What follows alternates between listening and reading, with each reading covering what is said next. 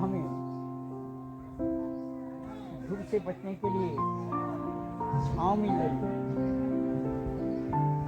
शुद्ध ऑक्सीजन मिल रही है। इस वृक्ष से हमें फल भी मिलता है, अन्य पेड़ पौधों से हमें जड़ी बूटियां भी मिलती है।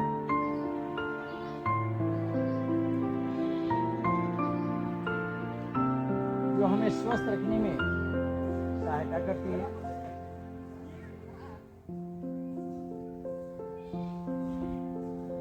ये पेड़ पौधे को कहा जाए कि यह साक्षात शिव का रूप धारण करता है।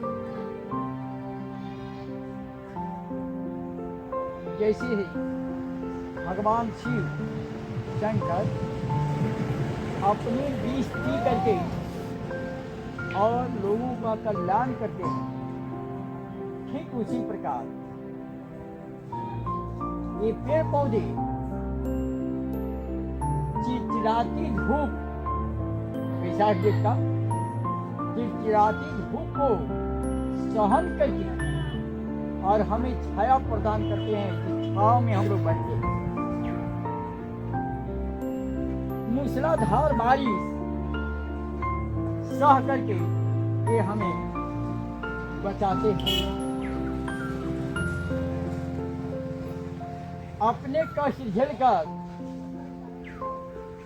हमें औषधि देते हैं, जिससे हमारी बीमारियां दूर होती है।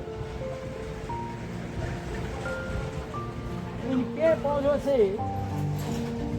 हमें फल मूल मिलते हैं, दवाइयां मिलती हैं, छांव मिलते हैं, सोने के लिए हमें फर्नीचर यानी लकड़ी के सामान हमें प्राप्त होते हैं।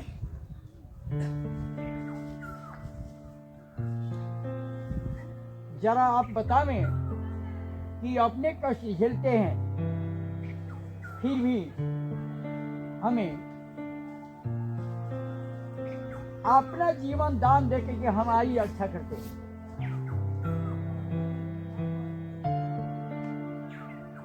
जैसे पेड़ पौधों के अभी मैंने बताया कि अपने चिलचिलाती धूप को सहन करके और हमारी रक्षा करते हैं, उस तरह से भगवान शिव भी अपने विष पी करके हमें रक्षा की।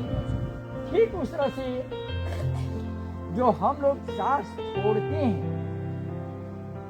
जो कार्बन डाइऑक्साइड के रूप में होता है, तो कार्बन डाइऑक्साइड जो जहरीली गैस है, वह कार्बन डाइऑक्साइड को ये पेड़ पौधे हमारे ग्रहण करते हैं और उसे विष के बदले हमें अमृत रूपी ऑक्सीजन प्रदान करते हैं। ऐसा है ना? अगर पेड़ पौधे नहीं होते तो हम जितनी कार्बन डाइऑक्साइड गैस छोड़ रहे हैं,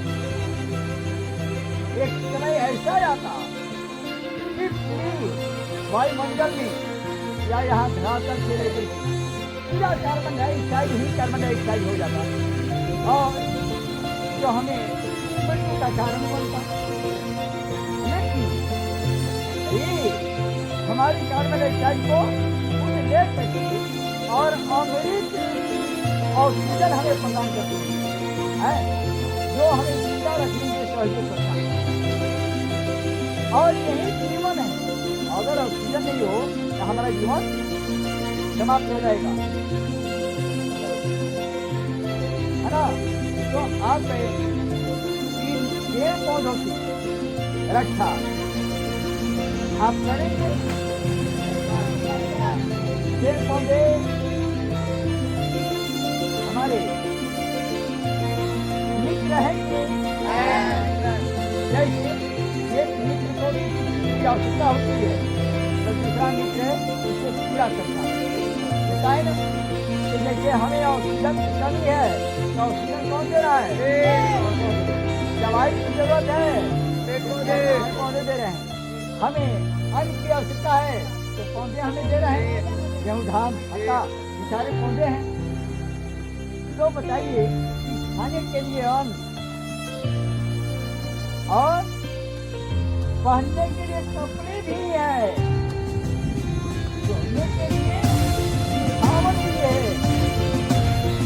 और सांस लेने के लिए ऑक्सीजन प्रदान करते हैं। ये सारी हमारे हो रहा है। तो क्या हमें करनी चाहिए, रक्षा करनी चाहिए, और ये पौधे क्या यथार्थ भगवान दे रहे हैं। ऐसा तो नहीं कि हम लौट जा रहे हैं और यह नहीं हो तो अपने किस तरह से दूसरे को कल्याण के वो क्या है। तो आप लोग अनावश्यक की कटाई करेंगे नहीं करना चाहिए। और जहाँ तक संभव हो आपका जन्मदिन जो है उस जन्मदिन के अवसर पर ये पेड़ पौधे जरूर लगाइए। अपने माता जी के नाम पर एक पेड़ पौधे लगाइए, अपने पिता जी के नाम पर एक पेड़ पौधे लगाइए, अपने छोटे भाई बहन के नाम पर पेड़ पौधे लगाइए। तो इस तरह से होगा कि हमारा पर्यावरण और सुंदर सुसज्जित होगा और हमें ऑक्सीजन की कमी नहीं हो पाएगी। इसलिए मैं यही चाहूँगा कि आप सभी लोग अपने अपने मित्रों के पास, अपने संबंधियों में यह जरूर प्रेरणा दें कि नहीं, जहाँ तक संभव हो कि हम एक एक पेड़ पौधे समय समय पर लगाते रहें और उसे अनावश्यक काटने का कष्ट नहीं करें। वे काटे नहीं, जहाँ तक जैसे कहा जाता है तोड़ो नहीं जोड़ो, तोड़ो नहीं जोड़ो। अगर आप काटे नहीं लगावे, पेड़ पौधे काटे नहीं पेड़ पौधे लगावे। और पेड़ पौधे लगाने से होगा क्या कि आपका प्रकृति मजबूत होगा और हमारा राष्ट्र सबल होगा, सुरक्षित होगा, मजबूत होगा, हम स्वस्थ रहेंगे, हमारा समाज स्वस्थ रहेगा। ठीक है बाबू, तो आज से आप लोग तैयार हैं? जी सर। पेड़ पौधे लगाएंगे? जी सर। ठीक है, धन्यवाद बाबू।